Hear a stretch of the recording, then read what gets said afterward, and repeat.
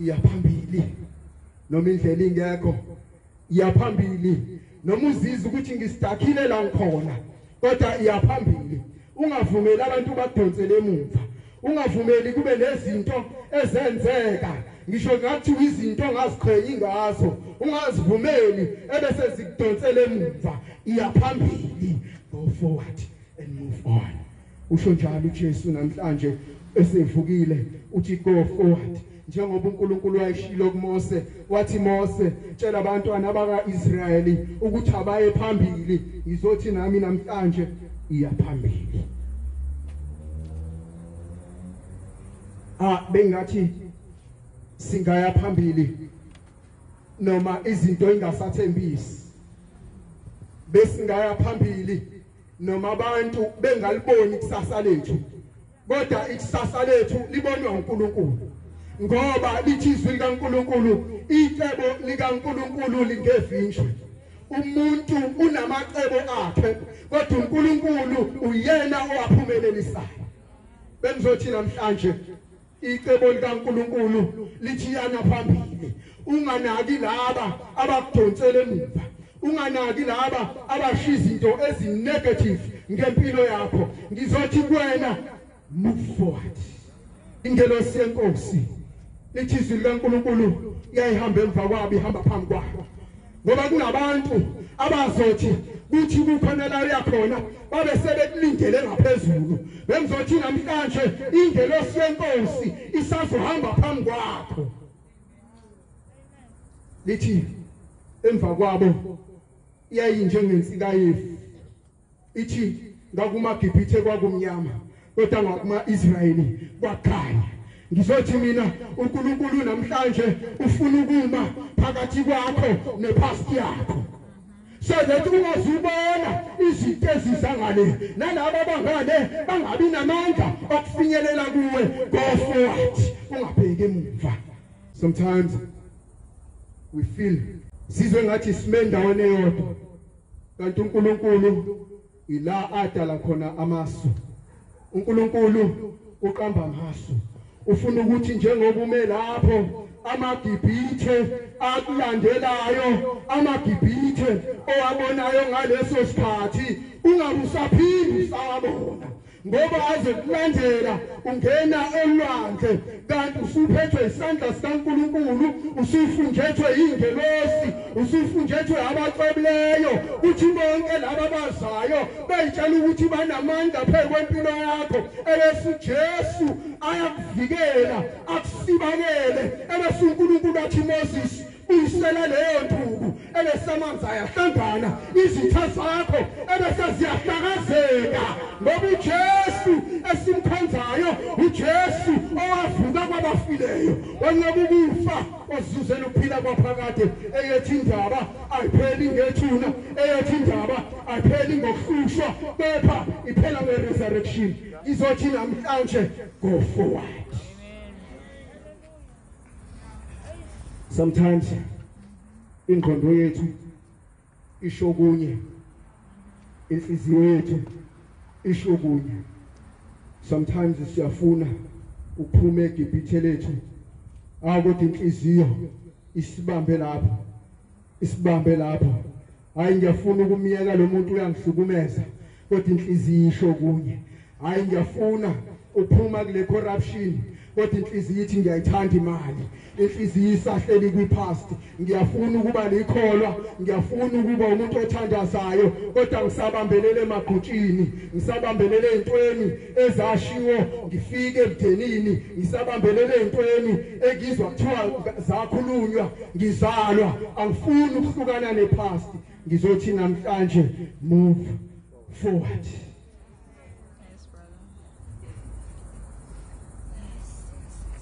Ake ngiye la manje kwigospel yethu namhlanje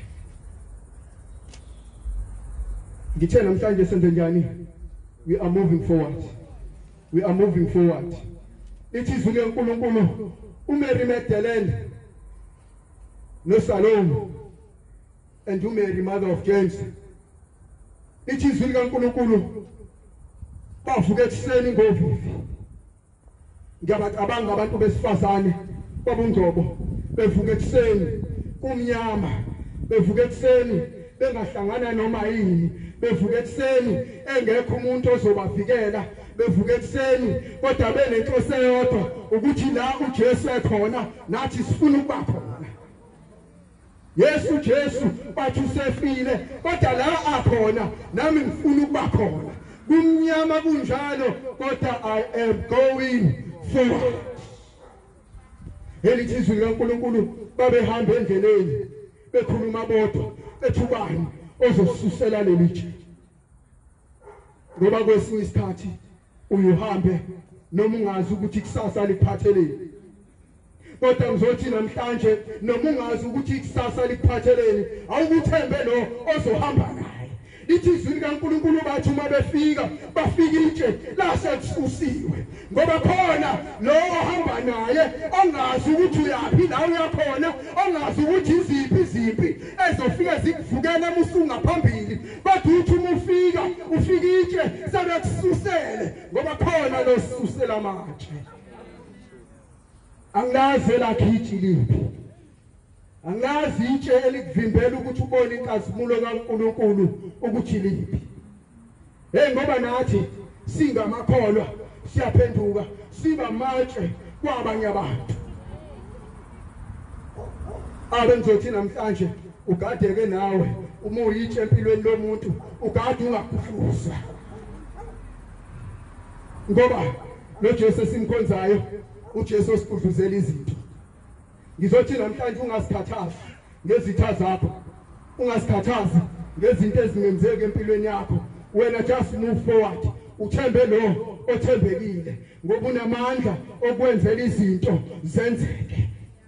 Lithi izwi likaNkulunkulu uma behamba baqala bamangala, hawu kanti Jesu khona yini ngempela? Hawu kanti Jesu uyakwazi yini ukusizwa la singenamandla okususa izinto?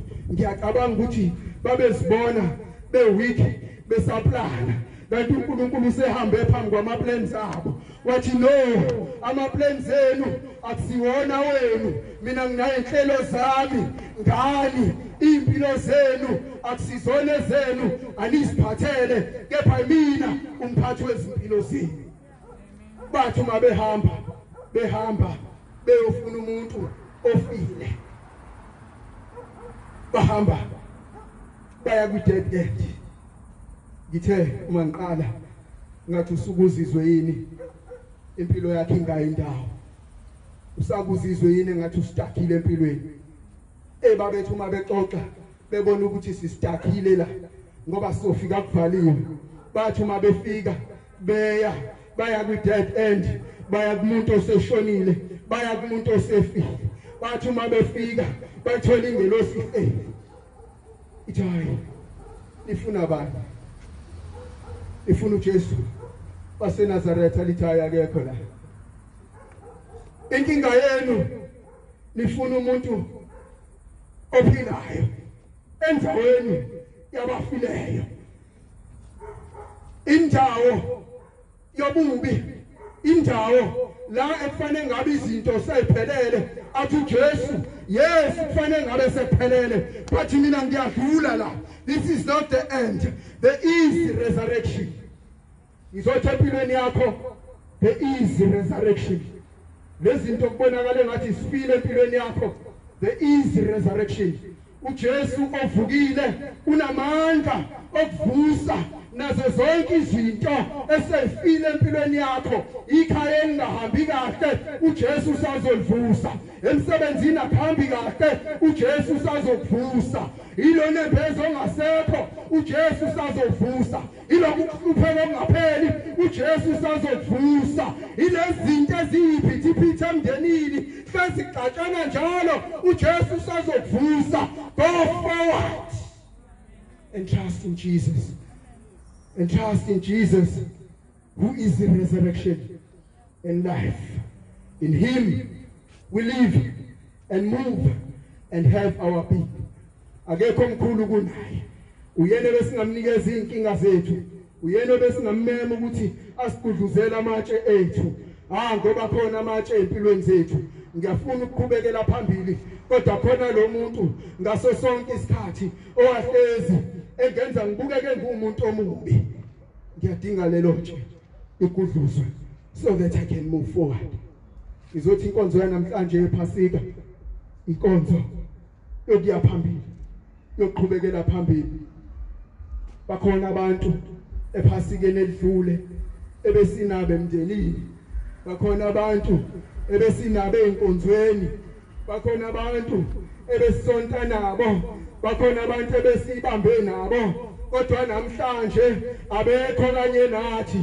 Ngizothi namhlanje kumusa kaNkulunkulu ukuba sagciniwe naleli phasika pho besingevumele yini uNkulunkulu avuse ngezinto enhlizweni zethu esesibone ngathi sifile.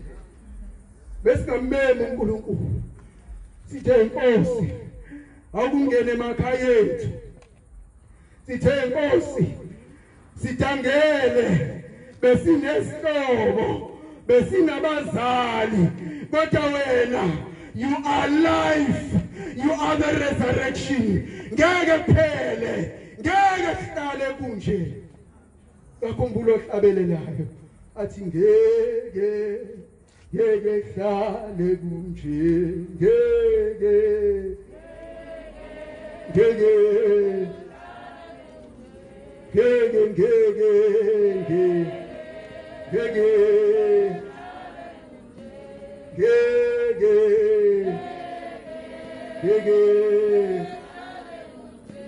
izothi impilo yakho ayigcini ngethuna, impilo yakho ayigcini ngokufa, impilo yami ayigcini ngezinto ezishabalalayo.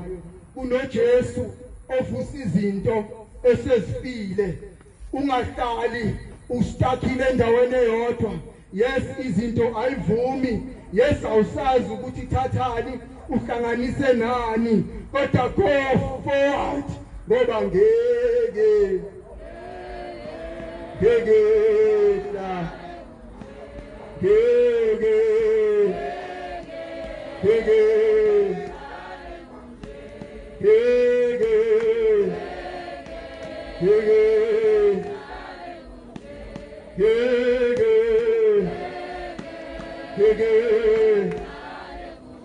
kuthi leli phasika ngaze kube iphasika esikhalayo uNkulunkulu. Sithi uNkulunkulu ubungaphindi usilekelele yini? uNkulunkulu bangasindisa yini? Naba abantu bephela. uNkulunkulu naku usanjelwa zihlobo, naku usanjelwa abantu esibathandayo. uNkulunkulu bungavusa yini umsebenzi? uNkulunkulu bengebatshazwe yini igama lakho? uNkulunkulu hayi besingahlupheka ukhona. Wena uNkulunkulu ovula indlela olwandle, wena uNkulunkulu owenza izinto la abantu sebesirayithe off. Wena uNkulunkulu bungasiphakamisa yini?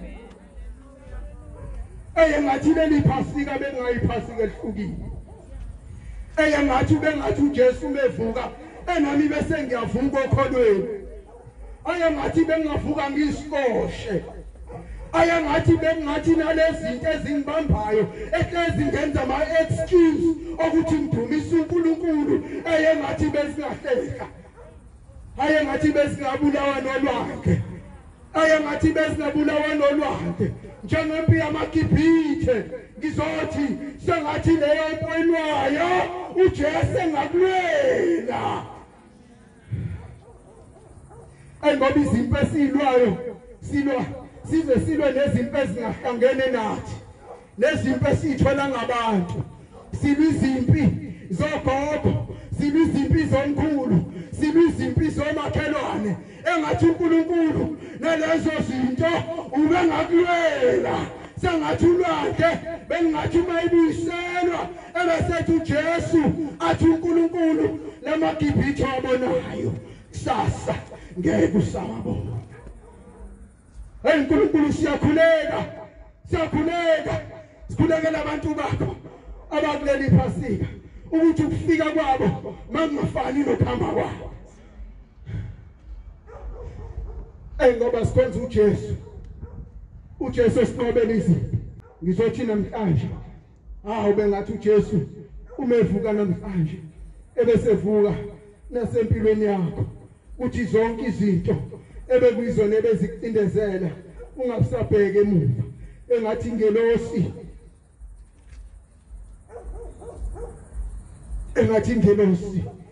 eyayinjengefu ingama phakathi kwefuture yakho nepast yakho ngizothi go forward awuyeke ipast ibe past awuyeke izinto zasemumva awuyeke izinto zasethuneni zibe izinto zasethuneni ungayi kofuna umuntu ophilayo endaweni yabafileyo noma ngabe uyesu ukuthi inhliziyo isamthanda kodwa sala ethuneni noma inhliziyo isabambelele kulawo magugu asemumva ngizothi ayawudedele kummuke nolwandle and go forward inkosi yomusa mayinibusise.